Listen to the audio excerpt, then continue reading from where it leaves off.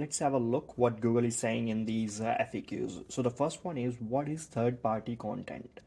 Because in the site reputation abuse policy, Google clearly said and defined that this is a tactic where third-party content is published on a host site in an attempt to take advantage of the host's already established ranking signal.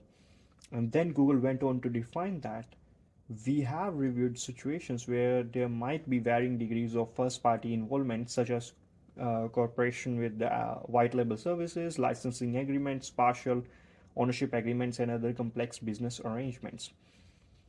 And in this policy, like when Google defined it earlier on 19th of November, they were saying that site reputation abuse is a practice of publishing third party pages on a site in an attempt to abuse search rankings by taking advantage of the host site's ranking signals. So the most common example is Forbes Advisor and their subfolder, which is Advisor subfolder. And what was happening in that case is that the advisor folder was publishing a lot of affiliate related content, and that content was ranking in Google search results just because of it is hosted on Forbes.com, and otherwise that content might not rank. So this is what Google was saying, that third party was a key factor where the subdomain or the subdirectory on a site is being controlled or maintained, or the content over there is being published by not the domain itself but by someone else.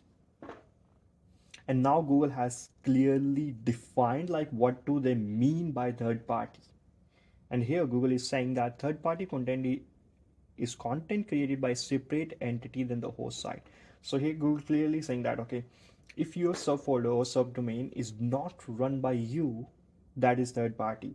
And they have given examples, like examples of separate entities includes users of that site, freelancers, white label services, content created by people not employed directly by the host site.